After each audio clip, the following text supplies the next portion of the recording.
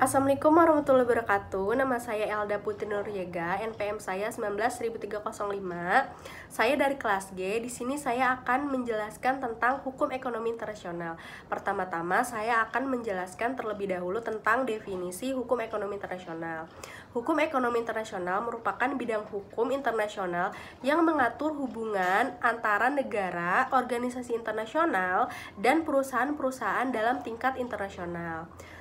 Terus ada definisi menurut para ahli, yaitu menurut J.H. Jackson, hukum ekonomi internasional adalah hukum yang mempunyai subjek hukum yang terdiri atas elemen internasional, dan ekonomi adalah suatu hubungan integral dan tidak membutuhkan batasan yang luas antara hukum internasional publik dan hukum ekonomi internasional.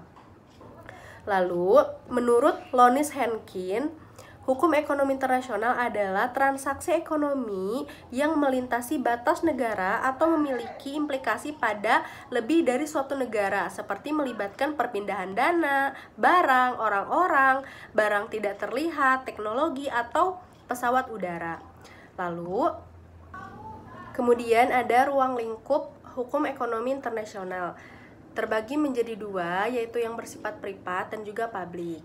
Hukum ekonomi internasional yang bersifat privat yaitu hubungan ekonomi yang lintas batas negara yang dilakukan oleh subjek hukum perdata dan diatur oleh sumber hukum yang bersifat perdata, yaitu kontrak internasional. Contohnya adalah kontrak ekspor dan impor.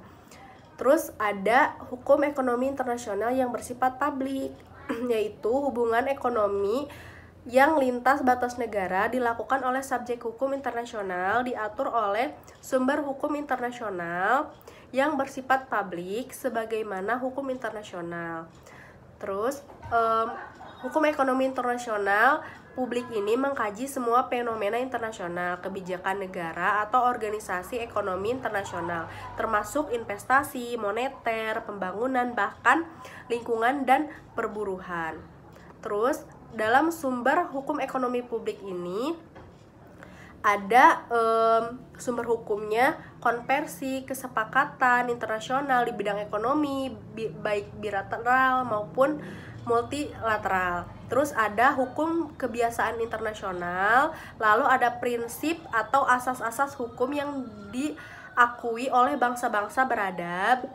Terus ada perjanjian yang dibuat antara International Economic Organization dengan negara atau antara International Economic Organization dengan person.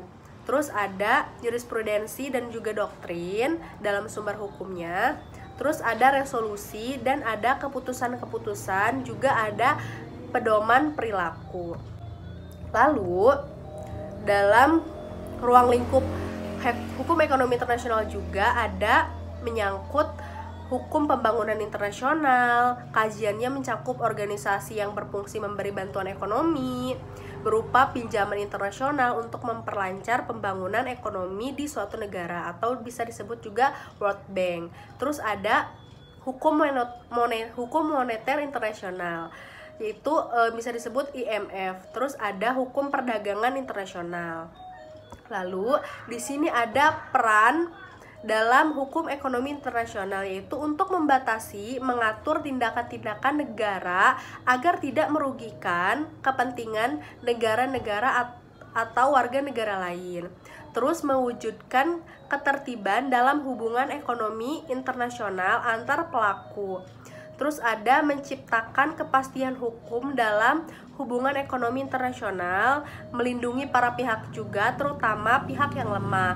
Lalu mengubah perilaku negara melalui prinsip dan kaidah hukum dalam ekonomi internasional. Lalu di sini juga ada tujuan hukum ekonomi internasional, yaitu tujuan ekonomis dengan mewujudkan kesejahteraan bagi seluruh umat manusia, lalu mengembangkan proses pembangunan negara berkembang, lalu mengharmoniskan nilai-nilai dalam mewujudkan tujuan ekonomi internasional.